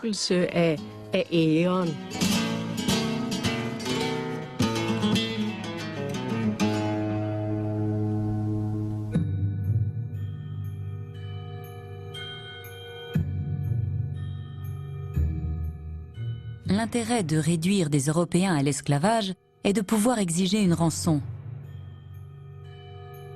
Les nouveaux maîtres de Cervantes pensent qu'il vient d'une riche famille espagnole. C'est pourquoi il est détenu dans le bagne des aristocrates. Le concept de rançon date de l'Antiquité. C'est une pratique qui fait partie de l'art de la guerre et qui autorise à rendre esclaves les prisonniers de guerre. Wolfgang Kaiser est allemand et il enseigne à la Sorbonne à Paris où il fait des recherches sur l'esclavage en Méditerranée.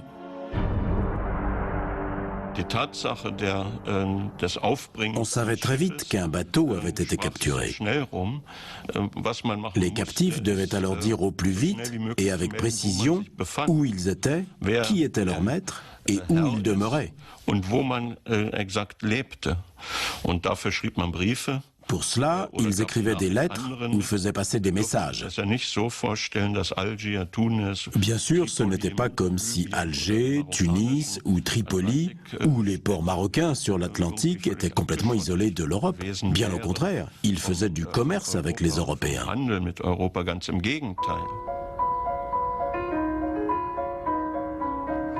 À la Bibliothèque royale de Copenhague se trouve un livre en vélin du XVIIe siècle, écrit par le père Pierre Danne, qui a abondamment voyagé en Afrique du Nord. Il y décrit les cachots et les bagnes d'Alger. Il dresse la liste des esclaves français qui attendaient une rançon, des marins de la France entière. Lorsque le montant de la rançon est réuni, le nom du captif doit être ajouté à la liste des esclaves qui peuvent être libérés. Les listes comportaient des descriptions individuelles. Elles étaient vérifiées à Alger, Tunis ou Tripoli par des fonctionnaires.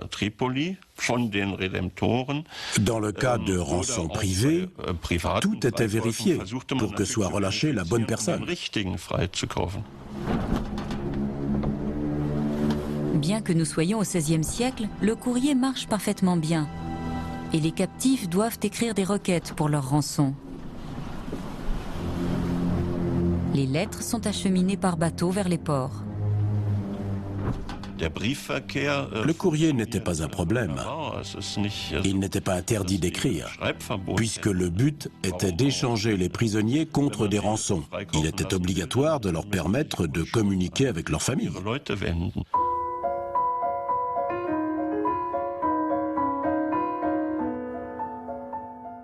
Dans certaines archives, tant en Europe qu'en Afrique du Nord, on peut retrouver la mention de rançon pour des Européens. À Tunis, on a retrouvé des fascicules qui mentionnent la présence d'esclaves danois. La seule source qui nous indique un chiffre basé sur des documents.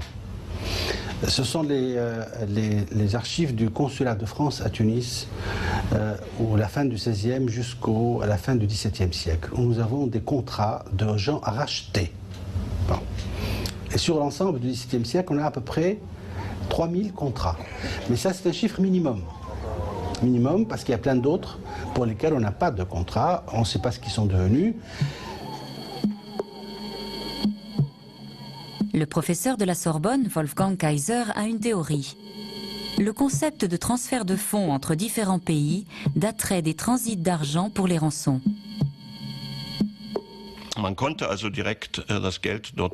La livraison directe d'argent était possible. C'était dans les attributions de la plupart des ordres religieux. Mais on devait payer une forte commission. Après tout, il fallait garantir que l'argent arrive à bon port. Auparavant, les rançons voyageaient en Europe par voie terrestre, mais c'était très risqué. On avait créé des relais où l'on pouvait changer de l'argent. On rassemblait l'argent, puis on convoquait un marchand qui jouait le rôle de correspondant. Les Danois avaient des correspondants à Venise pour organiser les affaires de la collecte de fonds pour les esclaves danois.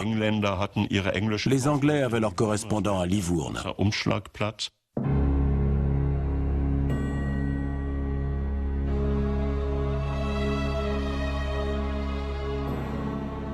En 1574, Cervantes est esclave à Alger.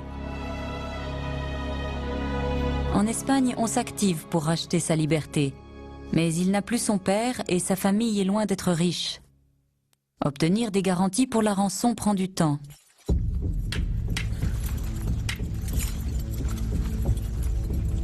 Cervantes essaie de s'évader. Il est rattrapé, mais il n'est pas exécuté. Je crois qu'on n'a pas tué Cervantes parce que la rançon exigée était considérable. Économiquement parlant, il avait une forte valeur ajoutée. Malgré son statut d'esclave à Alger, Cervantes décrit la société musulmane sur un ton neutre. Cervantes n'est pas du tout hostile à l'islam. Au contraire, il est très attiré par cette religion. Cervantes en loue l'esprit de justice. Même s'il critique les théologiens turcs, paradoxalement, le personnage dont il parle le plus tout au long de son œuvre est Allah.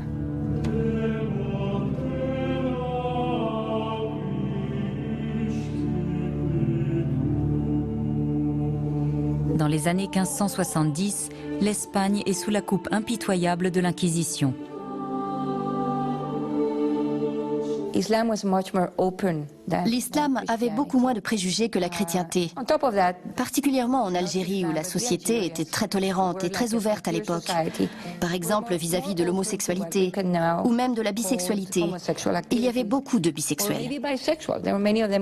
Dans beaucoup d'écoles, ils avaient ce qu'on appelait en espagnol garçones, des amants.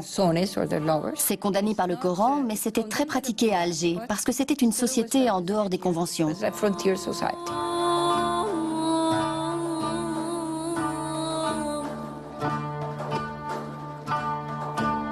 Les femmes avaient le droit au plaisir. Certaines femmes entraient dans les bagnos la nuit.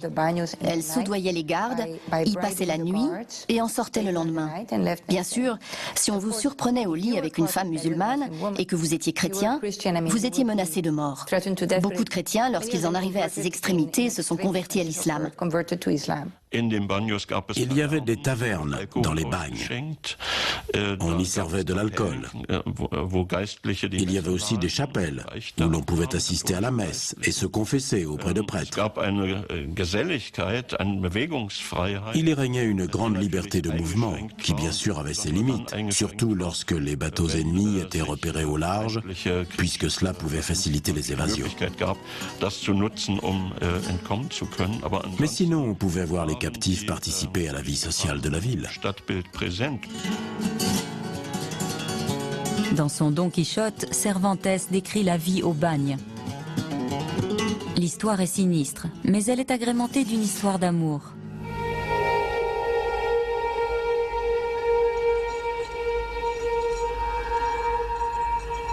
Un jour où j'étais avec mes compagnons sur une terrasse, je vis un baluchon au bout d'un bâton qui dépassait d'une fenêtre en contrô.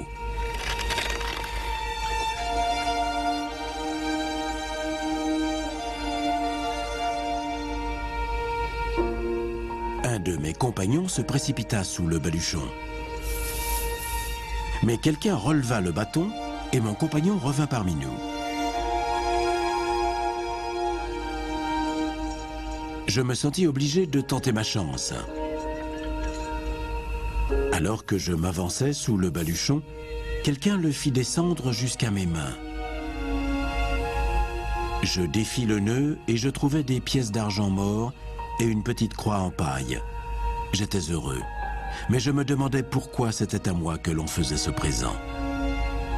Je levai les yeux et vis une main blanche comme la neige qui nous faisait signe. Nous montrâmes notre gratitude en nous inclinant à la manière des morts. La blancheur de la main donnait à penser que c'était une esclave convertie à l'islam, comme les maîtres en épousent souvent. La suite nous prouva que nous étions loin de la réalité.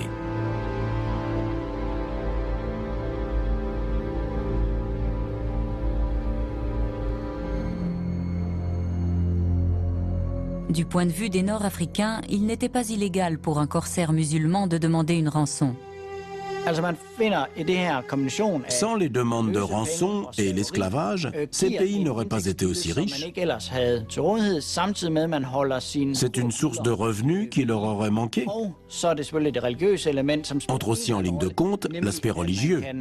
Le pouvoir justifie son régime en disant qu'il mène une guerre sainte contre les infidèles.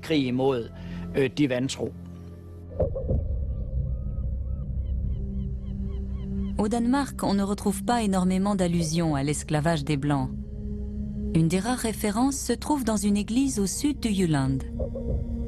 On voit un esclave, Jørgen Martensen, qui reçoit des coups de fouet donnés par son maître. Personne ne connaît toute l'histoire de Martensen. On dit que de l'argent a été collecté pour racheter sa liberté, mais qu'il est mort avant que la totalité de la somme n'ait été recueillie. L'argent a donc été utilisé pour faire peindre un tableau qui honore sa mémoire.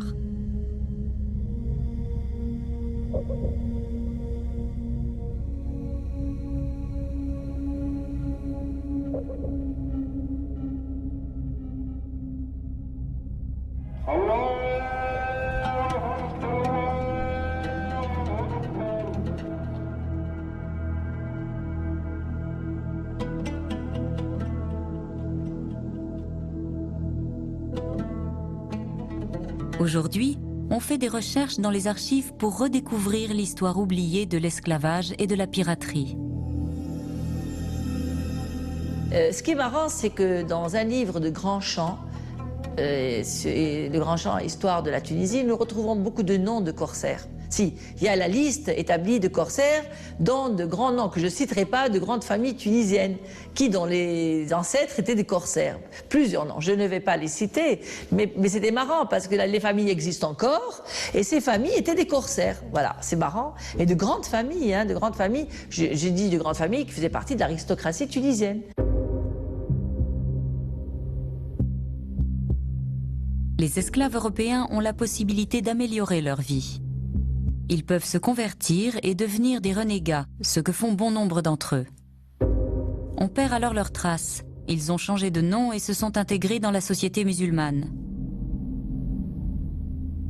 Les esclaves peuvent parfois se convertir pour essayer de sortir de leurs conditions. Ça existe. Bon. Mais ils ne sont pas très nombreux, pour une raison très simple. Parce que leurs propriétaires ne veulent pas qu'ils se convertissent. Parce qu'il perd son capital. Donc ils ne les encouragent pas.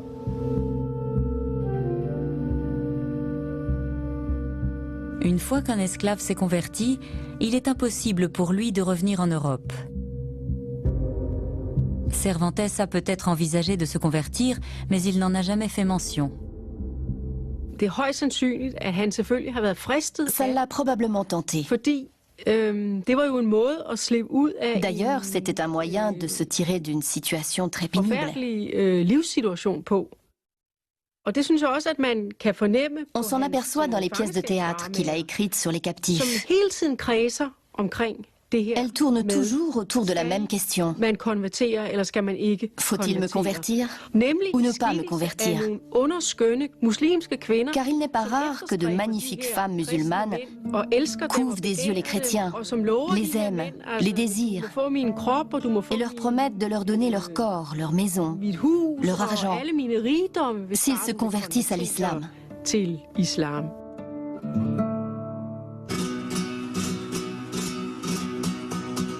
À travers l'histoire de l'esclave, dans son Don Quichotte, Cervantes traite ce problème en l'inversant. C'est la femme qui accepte de se convertir au christianisme et offre au captif l'argent de sa rançon pour qu'il soit libre. Libéré, le captif organise son voyage vers l'Espagne avec la belle Zoraïde.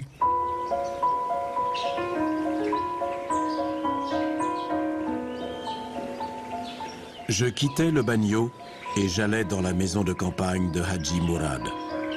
Il me demanda ce que je cherchais. Je lui dis que j'étais un esclave et que je voulais trouver des herbes aromatiques pour une salade. Comme les femmes mortes n'ont pas honte de paraître devant les yeux des chrétiens, Zoraïde sortit.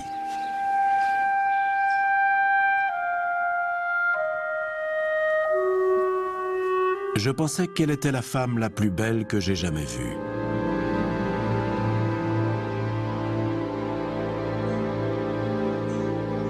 Vous devez être marié, me dit-elle, et votre femme doit vous manquer.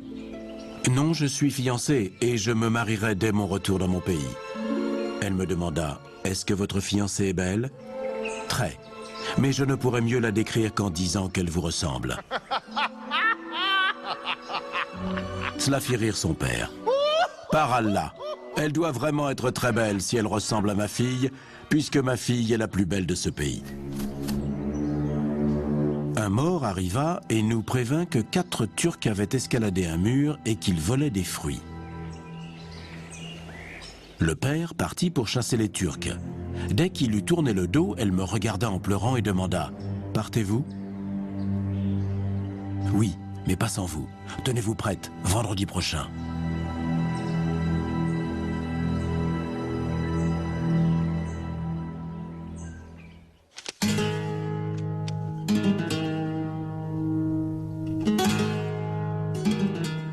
Nos informations sur la vie de Cervantes lorsqu'il était esclave viennent de son compagnon de captivité, Antonio de Sousa, un bénédictin portugais capturé 2 ans après lui.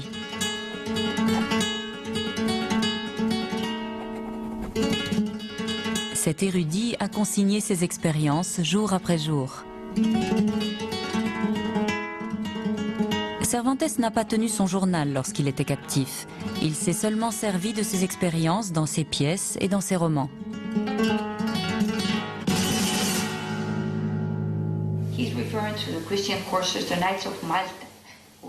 Les journaux de Sousa ne sont traduits en anglais que maintenant, 400 ans après. Les 2 traductrices sont Maria Antonia Garcés de l'Université Cornell et Diane Wilson de l'Université du Colorado. Ils ont dessiné cette carte qu'ils avaient emportée pour savoir où le roi pourrait attaquer. Le fort ne semblait pas imprenable. Il y avait des faiblesses dans les fortifications. Sousa mentionne le cap de Matafous ou de Temenfous. Les récits de Sousa se déclinent sur plusieurs volumes. Et il les qualifie lui-même de femmes à barbe. Et en fait, ce sont leurs amants, des garçons. Nous connaissons beaucoup de portraits de Miguel de Cervantes, mais il ne nous en reste aucun d'Antonio de Sousa. Il a estimé le nombre des esclaves blancs à 25 000 à l'époque à Alger. Notre estimation pour la période qui va de 1540 à 1650 est qu'à peu près 600 000 esclaves sont passés par Alger.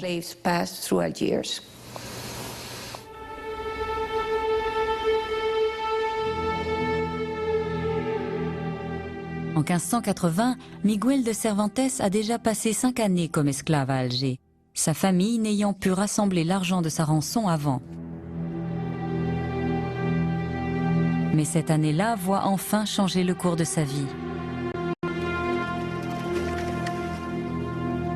L'histoire de l'esclave dans Don Quichotte a également un dénouement théâtral. Il se fait aider par ses amis et un chrétien converti, un renégat.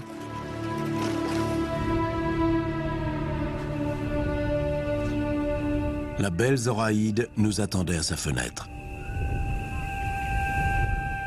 Elle me vit et accourut. Elle nous ouvrit la porte, vêtue d'habits magnifiques.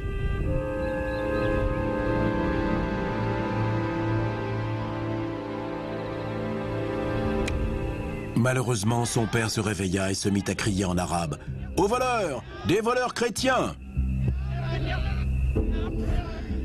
Le renégat et ses hommes, fort habilement, capturèrent et bâillonnèrent Hadji Mourad.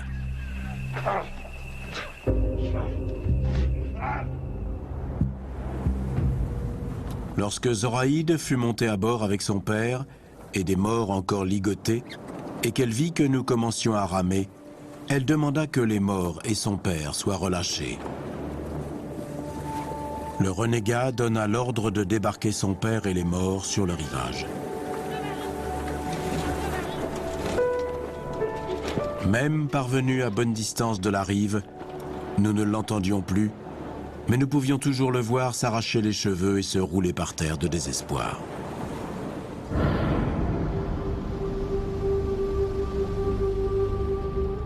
Le 19 septembre 1580, après 4 évasions ratées, Miguel de Cervantes est enfin libéré contre rançon. Il a fallu des années à sa famille pour la rassembler et pour persuader des hommes religieux influents. Il est libre, mais les inquisiteurs l'attendent en Espagne. On soupçonnait tous les captifs de s'être convertis à l'islam. Ils devaient prouver le contraire. Et Cervantes a dû le faire aussi.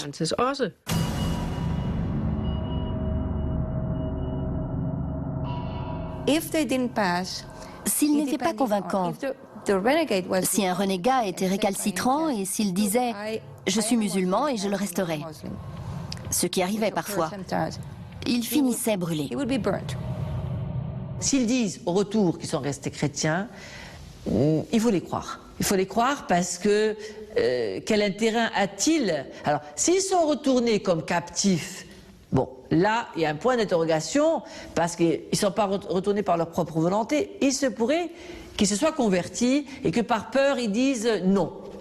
Ceux qui sont retournés par leur propre volonté, c'est-à-dire qu'ils sont partis par eux-mêmes, ceux-là et qui disent « nous n'avons pas été convertis », c'est possible qu'ils n'aient pas été convertis.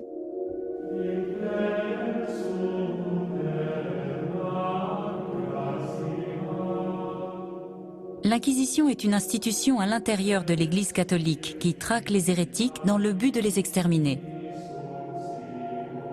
Lorsque Cervantes arrive en Espagne, l'Inquisition est à son apogée. Si votre cas était tangent et que les inquisiteurs n'étaient pas convaincus, ils vous envoyaient au gibet. Bien que l'Inquisition se soit souvent montrée pragmatique, on a appelé les gens à rentrer et à se dénoncer eux-mêmes, à revenir en Espagne en leur promettant qu'ils ne seraient pas persécutés. Mais lorsqu'on avait besoin de galériens pour les navires du roi, on ne tenait pas ces promesses et très pragmatiquement, on les envoyait aux galères. Beaucoup y sont restés une dizaine d'années et y sont morts. Miguel de Cervantes doit produire des témoins pour prouver qu'il est chrétien. Il pense au récit de ses tentatives d'évasion relatées par Antonio de Sousa. Les écrits de Sousa sont donc montrés aux inquisiteurs. Évidemment, c'était sur les tentatives d'évasion que Cervantes voulait attirer l'attention, puisqu'elle démontrait qu'il avait fait tout ce qui lui était possible pour s'échapper du bagne et quitter Alger.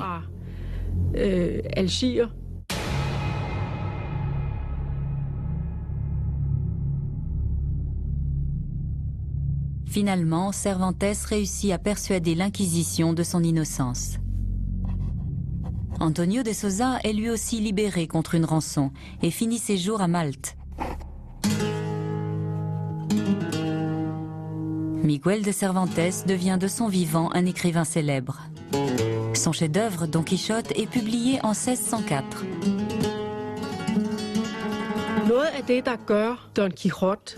Une des raisons pour laquelle Don Quichotte est tellement moderne, c'est que Cervantes y a rapporté ses déconvenues lors de sa captivité en Afrique du Nord.